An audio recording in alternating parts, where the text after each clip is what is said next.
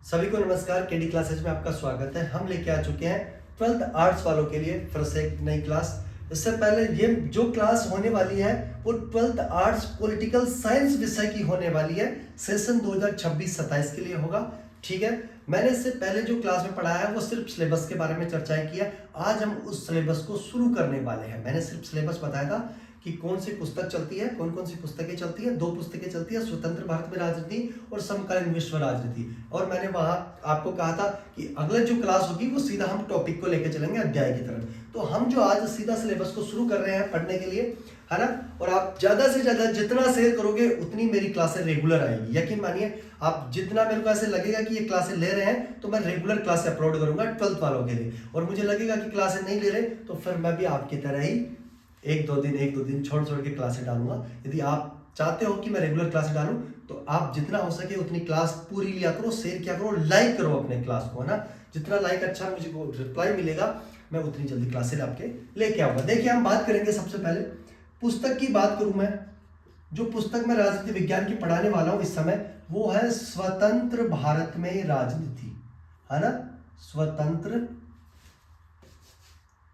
यहां लिख देता हूं, स्वतंत्र भारत में राजनीति। ठीक है, आगे से पुस्तक का आप ध्यान रखेंगे। स्वतंत्र, देखो आप नोट्स बना सकते हो बिल्कुल आराम से, मैं आपको समझाते हुए चलूंगा। पुस्तक का नाम है स्वतंत्र भारत में राजनीति और इसका जो पहला अध्याय है, जो अध्याय है प्रथम, वो है राष्ट्र निर्माण की चुनौतियां। राष्ट्र निर्माण की चुनौतियां, ये पहला अध्याय है। और हम शुरू कर रहे हैं पहले अध्याय को, राष्ट्र निर्माण की चुनौतियों को। ठीक है, इस अध्याय में हम बिल्कुल डिटेल से समझते हुए चलेंगे। और मैं कह रहा हूं आप रेगुलरली क्लासें लिए और अच्छे से नोट्स बना लिए तो मैं कह रहा हूं मेरे नोट्सों से बाहर प्रश्न आएगा ही नहीं, क्योंकि मैं जो पढ़ाने वाला हूं वो प्रीवियस क्वेश्चनों का एनालिसिस करते हुए पढ़ाऊंगा मैं आपको कि बोर्ड कैसे प्रश्न पूछ रहा है, अब की बार उनका पैटर्न कैसा था पूछने का, तो अब की बार कैसा हो सकता है। ये सब एनालिसिस करने के बाद मैं आपको सामने क्लास लेके आया हूं। देखिए, मैं इस अध्याय को शुरू करने से पहले मैं आपको एक बात बता देना चाहता हूं कि इस अध्याय की शुरुआत होती है ट्रिस्ट विद डेस्टिनी से। देखो, ट्रिस्ट विद डेस्टिनी हेडिंग है ये अपनी, ट्रिस्ट विद डेस्टिनी, डेस्टिनी। ठीक है, देखो ट्रिस्ट विद डेस्टिनी है क्या, इसको सिर्फ समझो, रटना नहीं है। ट्रिस्ट विद डेस्टिनी देखो, भारत आजाद होता है 14-15 अगस्त 1947 को। 14-15 अगस्त 1947 को भारत स्वतंत्र हुआ। क्या होता है? भारत स्वतंत्र होता है। सब जानते हैं अपन कि भारत कब स्वतंत्र हुआ? 14-15 अगस्त 1947 को। 14 और 15 अगस्त हम इसलिए कहते हैं क्योंकि 14 अगस्त को तो पाकिस्तान हुआ था और 15 अगस्त को अपना भारत हुआ था। लेकिन 14 अगस्त और 15 अगस्त के जो मध्य की रात थी उस दिन हुआ था, इसलिए अपने बोर्ड ने दोनों डेट डाल दी 14-15 अगस्त। हमें याद भी यही करना है, यदि प्रश्न आता है तो हमें यही डालना है। 14-15 अगस्त 1947 को भारत स्वतंत्र होता है। और स्वतंत्र भारत के जो पहले प्रधानमंत्री बने थे, है ना, प्रधानमंत्री अंतरिम सरकार के द्वारा बना दिया जाता है। अपना संविधान लागू 1950 में होता है, परंतु प्रधानमंत्री का पद ले आते हैं अपन, है ना। जो देश के प्रथम प्रधानमंत्री थे, प्रथम प्रधानमंत्री, वो कौन थे? पंडित जवाहरलाल नेहरू, है ना, जवाहरलाल नेहरू।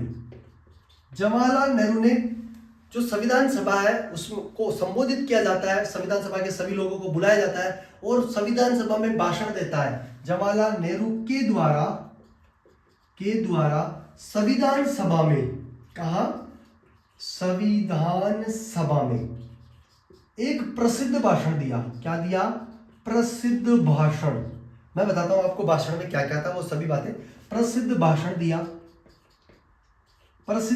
दिया जिसे ट्रिस्ट विद डेस्टिनी या भाग्यवधु से चिर प्रतीक्षित भेंट कहा गया।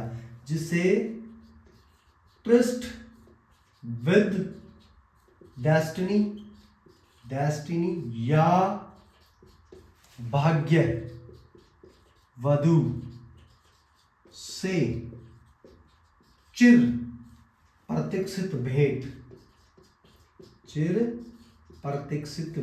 कहा कहा जाता है या कहते हैं? प्रश्न आएगा ट्रिस्ट विद डेस्टिनी से आप क्या समझते हैं? ट्रिस्ट विद डेस्टिनी का अर्थ क्या है? ट्रिस्ट विद डेस्टिनी को और किस नाम से जाना जाता है हिंदी में? भाग्य वधु से चिर प्रतीक्षित भेंट। अब देखो 14-15 अगस्त 1947 को भारत आजाद होता है और स्वतंत्र भारत के प्रथम प्रधानमंत्री जवाहरलाल नेहरू के द्वारा संविधान सभा में एक प्रसिद्ध भाषण दिया जाता है। उसे ट्रिस्ट विद डेस्टिनी या भाग्य वधु से चिर प्रतीक्षित भेंट के नाम से जाना जाता है। ज्यादा रटना नहीं है, सिर्फ समझना है। देखो इसमें 3-4 प्रश्न बन रहे हैं। एक तो भारत आजाद कब हुआ? 14-15 अगस्त 1947। दूसरा प्रश्न बन रहा है भारत के प्रथम प्रधानमंत्री कौन थे? जवाहरलाल नेहरू। प्रश्न पूछा कैसे गया पिछले वर्षों में 2024 में या 23 में या 24 में प्रश्न पूछा गया था कि ट्रिस्ट विद डेस्टिनी से संबंधित राजनेता कौन है या संबंधित व्यक्ति कौन है? तो ट्रिस्ट विद डेस्टिनी संबंधित के कौन है? जवाहरलाल नेहरू। वहां पर ऑप्शन में क्या था? सरदार वल्लभ भाई पटेल, सुभाष चंद्र बोस, जवाहरलाल नेहरू, महात्मा गांधी। तो आंसर क्या रहेगा? जवाहरलाल नेहरू। देखो साधारण भाषा में याद करना है। 14-15 अगस्त मध्य रात्रि को भारत आजाद होता है। स्वतंत्र भारत के प्रथम प्रधानमंत्री पंडित जवाहरलाल नेहरू के द्वारा संविधान सभा में एक भाषण दिया जाता है। उसे प्रसिद्ध भाषण क्या था कि आज हम आजाद हो चुके हैं, अब हमें सभी को एक साथ रहकर विकास की तरफ चलना है, भारत को आगे बढ़ाना है। ये भाषण था जो प्रसिद्ध भाषण के नाम से जाना गया। उसी प्रसिद्ध भाषण को क्या कहा गया? ट्रिस्ट विद डेस्टिनी या इसी को भाग्य वधु से चिर प्रतीक्षित भेंट के नाम से जाना जाता है। यह है ट्रिस्ट विद डेस्टिनी। ठीक है, यहीं से अपने अध्याय की शुरुआत होती है। अब हम आगे चलते हैं। ठीक है, ये हो गया, मिटा देता हूं इसको। आगे चलते हैं। ट्रिस्ट विद डेस्टिनी के बाद में जो अपना अगला है, ये बात होती क्या है? भारत में शासन कैसे चलाया जाए। आजादी के होने के बाद में भारत शासन चलाने के लिए दो बातों पर सबकी सहमति बनी है ना। आजादी के बाद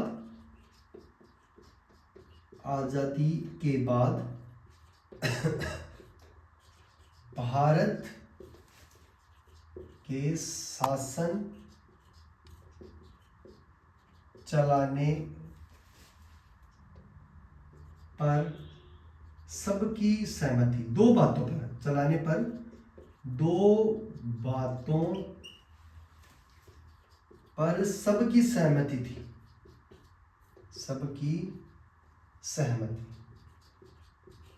सबकी सहमति हुई। अच्छा, प्रश्न कैसे आएगा?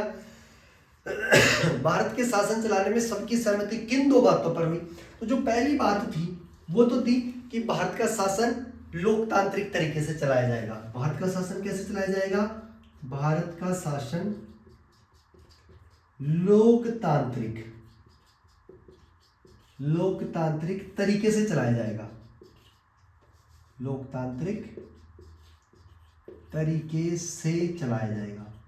अच्छा, लोकतांत्रिक तरीका क्या होता है बताओ? चलाया जाएगा।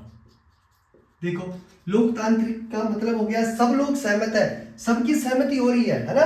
यहां पर मैं कह रहा हूं सबकी सहमति। सब लोग क्या चाह रहे हैं कि यदि लोकतंत्र स्थापित होगा भारत में तो हम सहमत हैं। लोकतंत्र मतलब जनता का शासन, लोक का मतलब जनता है ना, और तंत्र का मतलब शासन। यदि जनता भारत में शासन करेगी तो सभी दल ये कह रहे हैं कि हम सहमत हैं। इसका मतलब सबकी सहमति पहली बात पे तो किस पे बनी कि भारत का शासन लोकतांत्रिक तरीके से चलाया जाए। हमें कोई दिक्कत नहीं है, आप लोकतांत्रिक तरीके से चलाओ, क्योंकि उसमें जनता ही तो चुनेगी, जनता ही शासन करेगी, तो इसलिए फिर किसी को आपत्ति नहीं होगी। इसलिए पहली बात जो सहमति हुई सबकी वो हुई लोकतांत्रिक शासन चलाने पर। जो दूसरी बात है वो है जो भी सरकार बनेगी, कोई भी सरकार बने, हमें उससे कोई मतलब नहीं है, लेकिन जो भी सरकार बने वो सबके भले के लिए कार्य करे। ऐसे नहीं किसी एक समुदाय को वो सपोर्ट करे, नहीं, है ना। सरकार सबके भले के लिए कार्य करेगी, है ना, सबके भले के लिए कार्य करेगी।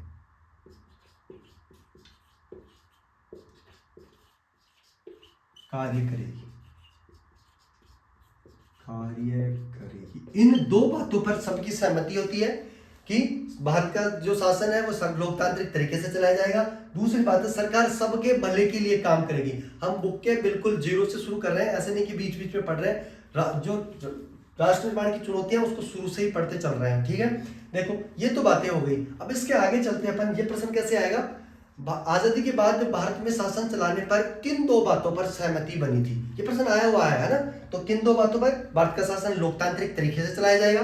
दूसरी बात, सरकार सबके बल, कोई भी सरकार बने, लोकतंत्र में सरकार बनेगी, जनता के द्वारा चुनी जाएगी, कोई भी सरकार बने वो सभी वर्गों के लिए कार्य करेगी, ऐसे नहीं किसी एक वर्ग के लिए कार्य करे। ठीक है, इसके बाद में हम आगे चलते हैं कि कहा गया है कि जो 1947 का वर्ष है ना, जो 1947 का वर्ष है, 1947 के साल को है ना हिंसा, ये प्रश्न पूछा हुआ है, हिंसा, विस्थापन और त्रासदी का साल कहा जाता है। विस्थापन और त्रासदी, त्रासदी का मतलब होता है लोग मारे गए थे।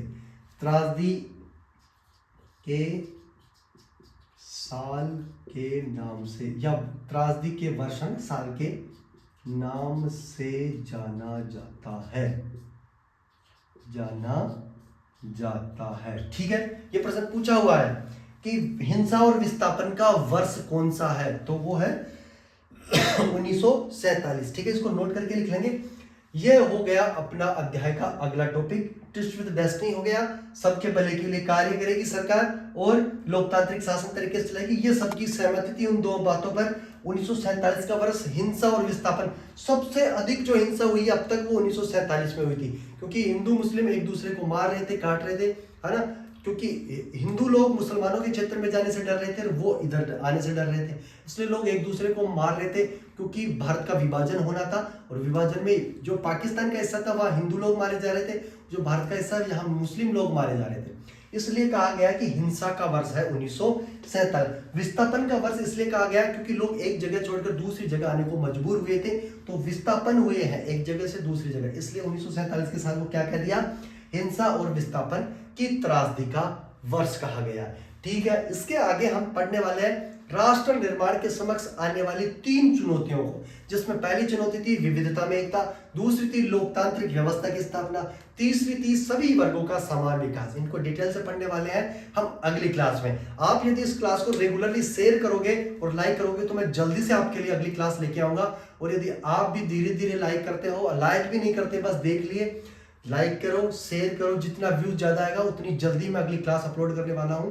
तो आप अपने चैनल को सब्सक्राइब करो, चैनल को सब्सक्राइब करोगे तो उतनी ही जल्दी मैं आपके लिए क्लासें लेके आऊंगा। जय श्री राम, राधे राधे।